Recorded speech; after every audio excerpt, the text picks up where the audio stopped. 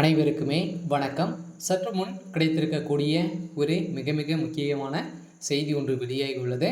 சற்று முன் 60,000 கோடி ஊழலில் துரைமுருகனை தூக்கிய அமலாக்கத்துறை, இது மாதிரி செய்திகள் வெளியாகி இருக்கு.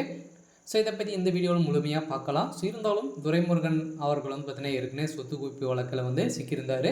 ஸோ இதை தொடர்ந்து தான் சென்னை உயர்நீதிமன்றம் பார்த்தீங்கன்னா இன்று பார்த்தீங்கன்னா விசாரணைக்கு எடுத்துக்கொண்டு கொண்டிருந்த நிலையில் தான் அமைச்சர் துரைமுருகன் அவர்களுக்கு பார்த்தீங்கன்னா அவருடைய வழக்கில் இறுதி தீர்ப்பாக வழங்கியிருக்கும் நிலையில் அமலாக்கத்துறைக்கு உயர்நீதிமன்றம் போட்ட தீர்ப்பால் பார்த்தீங்கன்னா இப்போ அமைச்சர் துரைமுருகன் அவர்கள் அமலாக்கத்துறை கஸ்டடியில் தான் இருக்கார். இதை தொடர்ந்து அமைச்சர் துரைமுருகனுடைய சம்பந்தப்பட்ட அனைத்து இடங்களிலும் சோதனைகள் நடைபெற்று வரும் நிலையில் தான் எக்கச்சக்கமான பணங்களும் போலியான டாக்குமெண்ட்டுகளும் சிக்கிய சம்பவம் தான் பெரும் அதிர்ச்சியை ஏற்படுத்தியிருக்கு. இதை பற்றி தான் இந்த வீடியோவில் நாம் முழுமையாக பார்க்க போகிறோம்.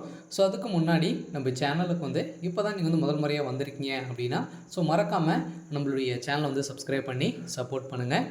வாங்க வீடியோக்குள்ளே போகலாம். பார்த்தீங்கன்னா ஏற்கனவே பார்த்தீங்கன்னா மணல் கொள்ளை வழக்கில் ஒரு 60,000 கோடி ஊழல் சிக்கியிருந்தார் அப்படின்ற மாதிரி தகுந்த ஆதாரங்கள் வீடியோக்குள்ள பார்த்தீங்கன்னா திமுகவை சேர்ந்த நிர்வாகியை வெளியிட்ட சம்பவம் தான் பார்த்தீங்கன்னா துரைமுருகன் அவர்களுக்கு பார்த்தீங்கன்னா ஒரு மிகப்பெரிய இடியாக தான் விழுந்திருந்தது.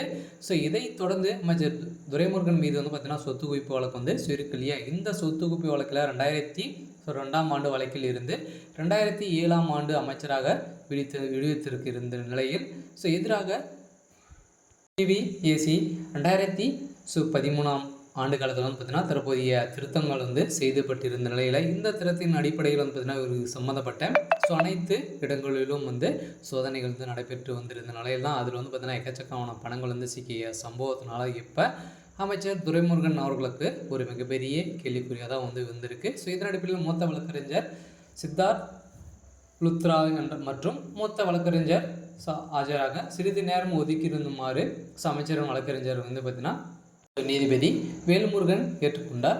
இதை தொடர்ந்து டெல்லி மற்றும் அமலாக்கத்துறை சேர்ந்து பார்த்தீங்கன்னா ஒரு சம்மந்தப்பட்ட அனைத்து இடங்களிலும் ரெய்டுகள் நடத்தணும் அப்படின்ற மாதிரி தான் பார்த்தீங்கன்னா போட்ட தீர்ப்பால் தான் இப்போ அமைச்சர் துரைமுருகன் மீது சொத்து குவிப்பு வழக்கில் சிக்கிய அனைத்து பணங்களும் இதுக்கு தகுந்த அரசு இழப்பீடு செய்த அனைத்து பணங்களும் பார்த்தீங்கன்னா இப்போ இன்று முழுமையாக கட்டி ஒரு சிறையில் அடைக்கப்படுவதாக ஒரு பரபரப்பான செய்தி வெளியாகி வருகின்ற நிலையில் தான் ஏற்கனவே பார்த்தீங்கன்னா 2002ஆம் ஆண்டு இவர் மீது சொத்து குவித்ததாக கூறப்படும் அளவுக்கு மீறி சொத்து குவிப்பு வழக்கில் உறுப்பினர்கள் 1902ஆம் ஆண்டு காலத்திலிருந்து 1996 மற்றும் 2001 மூத்த வழக்கறிஞர்கள் பார்த்தீங்கன்னா இவர் மீது லஞ்ச ஒழிப்புத்துறை வழக்கு பதிவு செய்திருந்த நிலையில் இந்த வழக்கு இன்று பார்த்தீங்கன்னா விசாரணைக்கு எடுத்துக்கொள்ளப்பட்டிருந்த நிலையில் இந்த விசாரணை அடிப்படையில் இவருடைய ஒட்டுமொத்த சொத்துக்களும் இவர் சம்மந்தப்பட்ட அனைத்து இடங்களும் முறையீடுகள் நடத்த போகிறதாக நீதிமன்றம் தீர்ப்பு வழங்கியிருக்காங்க. இருந்தாலும் என்ன நடக்க போகுது அப்படின்றத வெயிட் பண்ணி பார்க்கலாம். இது மாதிரி செய்திகளை தெரிஞ்சுக்கணும் அப்படின்னா மறக்காமல் நம்மளுடைய சேனலை சப்ஸ்கிரைப் பண்ணிக்கோங்க. தேங்க்யூ.